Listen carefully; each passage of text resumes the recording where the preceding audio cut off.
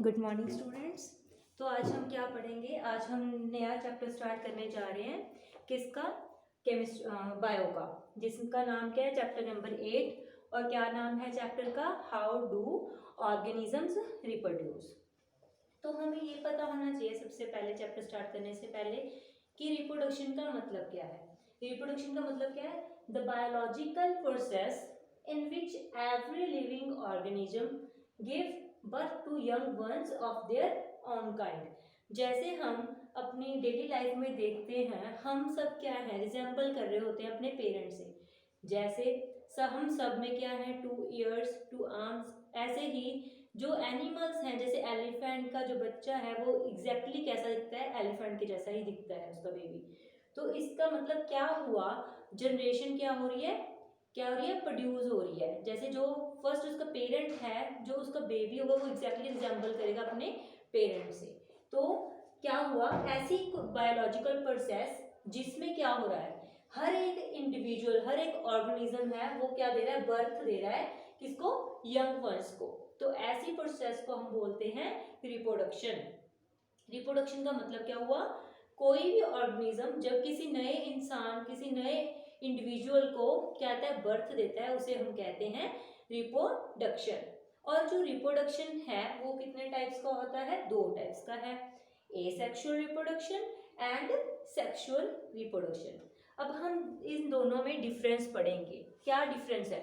Asexual जो reproduction है उसमें सिर्फ एक पेरेंट क्या होता है? इन्वॉल्व होता है। जैसे हम देखते हैं कुछ ऐसे प्लांट्स हैं जैसे हाइड्रा, वो क्या करता है, उसमें किसी और दूसरे प्लांट की जरूरत नहीं पड़ती, वो खुद एक और नया प्लांट प्रोड्यूस कर सकता है। मतलब उसमें क्या है? सिर्फ एक सिंगल पेरेंट की जरूरत हुई। तो एसेक्सुअल रिप्रोडक्शन क्या करता है? इन्वॉल्व करता है सिंगल पेरेंट। एंड जो सेक्सुअल रिप्रोडक्शन है वो क्या करता है? इन्वॉल्व 2 पेरेंट्स, मतलब जिसमें एक मेल होना चाहिए और एक फीमेल होना चाहिए। और सेकेंड डिफरेंस क्या है? It takes less time and less energy. जो एसेक्सुअल रिप्रोडक्शन है वो क्या है? उसके थ्रू जो न्यू ऑर्गेनिज्म बनते हैं वो जल्दी फॉर्म होते हैं, मतलब उनको टाइम कम चाहिए होता है। और जो सेक्सुअल रिप्रोडक्शन है ये क्या है? टाइम कंज्यूमिंग प्रोसेस है, मतलब इसमें टाइम लगता है न्यू ऑर्गेनिजम्स को फॉर्म होने में। जो एसेक्सुअल रिप्रोडक्शन है इट इन्वॉल्व्स लेस वेरिएशन। जो एसेक्सुअल रिप्रोडक्शन है उसमें क्या होता है कि वेरिएशन कम आती है। मतलब जैसे हम प्लांट्स ग्रो कर रहे हैं, अगर हम एक प्लांट के क्या करें, जैसे सपोज करो ये क्या है? एक लीफ है। ये लीफ किसका है? ब्रायोफाइलम प्लांट का है। ब्रायोफाइलम प्लांट है जो उनके जो एजेस हैं लीफ के, वहां पे नोड्स प्रोड्यूस हो जाती हैं। मतलब जो नोड्स हैं उन पे नए प्लांट हो सकते हैं। मतलब जब ये प्लांट से डिटैच होके लीफ नीचे गिर जाएगा सॉइल पे, तो क्या होगा? जो ये नोड्स हैं ये सॉइल में चले जाएंगे और नया प्लांट यहाँ से ग्रो कर जाएगा।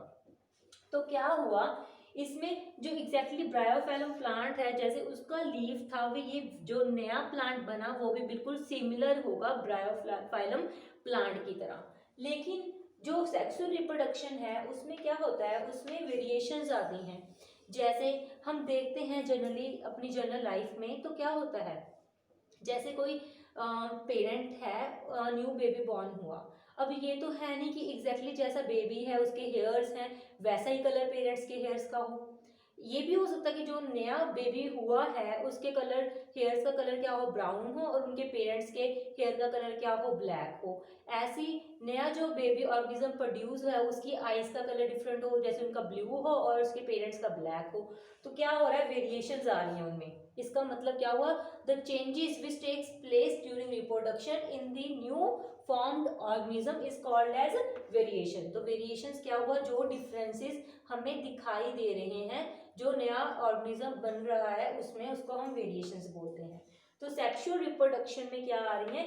वेरिएशंस आ रही हैं, और एसेक्सुअल रिप्रोडक्शन में वेरिएशंस नहीं आ रही।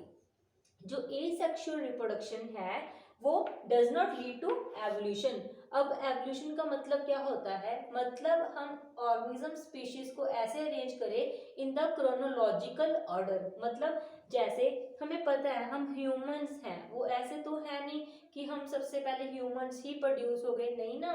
तो क्या होता है, सबसे पहले जैसे हम बोलते हैं एनिमल्स, एप्स वगैरह आए, रेप्टाइल्स आए, है ना, उसके बाद हम प्रोड्यूस हुए। तो ये क्या एक सीक्वेंस है। जैसे पहले क्या हुआ, जैसे हम सपोज करें सबसे पहले फिश आई, ऐसे हम सपोज कर रहे हैं सिर्फ।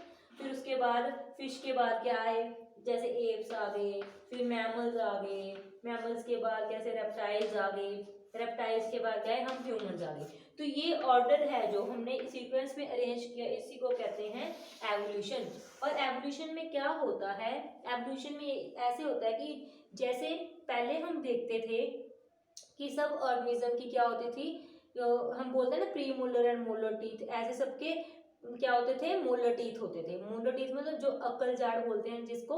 अब जो हम अब देखें, अगर ऐसे ऑर्गेनिज्म भी हैं जिनमें वो मोलर टीथ नहीं होते, क्यों, क्योंकि उनकी अब हमें जरूरत ही नहीं है, हमारे जो बाकी टीथ हैं वही उनका काम कर रहे हैं। तो अब ऐसा हो गया कि अब वो वाले फीचर्स नहीं होते, है ना।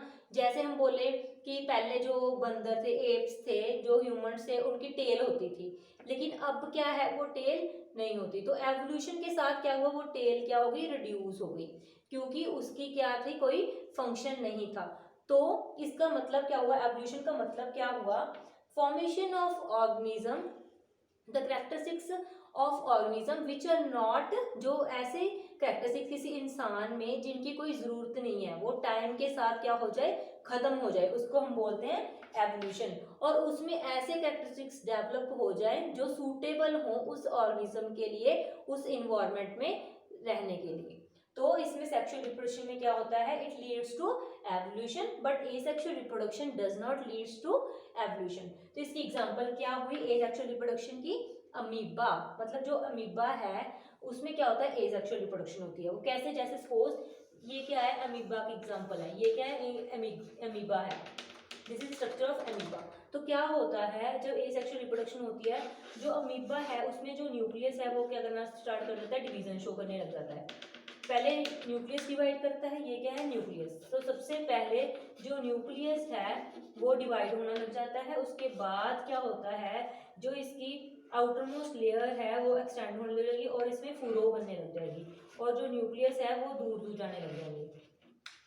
और कुछ टाइम के बाद ऐसा होगा कि ये दोनों क्या हो जाएंगे, अलग अलग हो जाएंगे। तो इससे हमें क्या पता चला कि एक ऑर्गेनिज्म से क्या बन गए, दो ऑर्गेनिज्म बन गए। तो ये क्या है, दो क्या बन गए, डॉटर अमीबाए बन गए। तो एक अमीबा स्टार्टिंग में क्या था, एक, अब कितने बन गए, दो। तो फॉर्मेशन ऑफ एक ऑर्गेनिज्म से दो बनने का कैसे हुआ, इसमें सिर्फ एक ही पेरेंट इन्वॉल्व है, मतलब अमीबा, इसमें किसी और पेरेंट की जरूरत नहीं पड़ी। तो ये किसकी एग्जांपल हो गई, एसेक्सुअल रिप्रोडक्शन की। ऐसी सेक्सुअल रिप्रोडक्शन किसमें होता है, ह्यूमंस में होता है। अब तक हमने क्या पढ़ लिया है, अब तक हमने देखा कि रिप्रोडक्शन क्या है, reproduction is the formation of new species,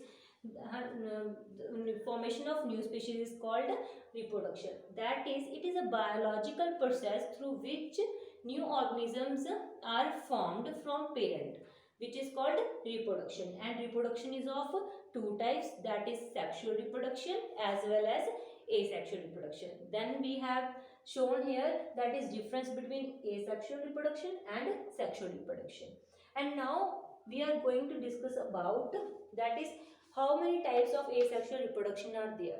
There are so many types of asexual reproduction. The first one is binary fission, second one is vegetative propagation, third one is fragmentation and fourth one is regeneration. अब हमें पता है कि asexual reproduction में सिर्फ एक ही parent involve होता है, हमें दूसरे पेरेंट की ज़रूरत नहीं पड़ती। तो जो ये टाइप्स हैं एसेक्सुअल रिप्रोडक्शन की, ऐसी कुछ टाइप्स हैं सेक्सुअल रिप्रोडक्शन की, वो सब हम नेक्स्ट वीडियो में पढ़ेंगे। सो इस वीडियो में आज हम इतना ही पढ़ेंगे। हमने क्या देखा इस वीडियो में, रिप्रोडक्शन क्या होता है, टाइप्स ऑफ रिप्रोडक्शन क्या हैं, और उनमें डिफरेंस देखा हमने। Thank you.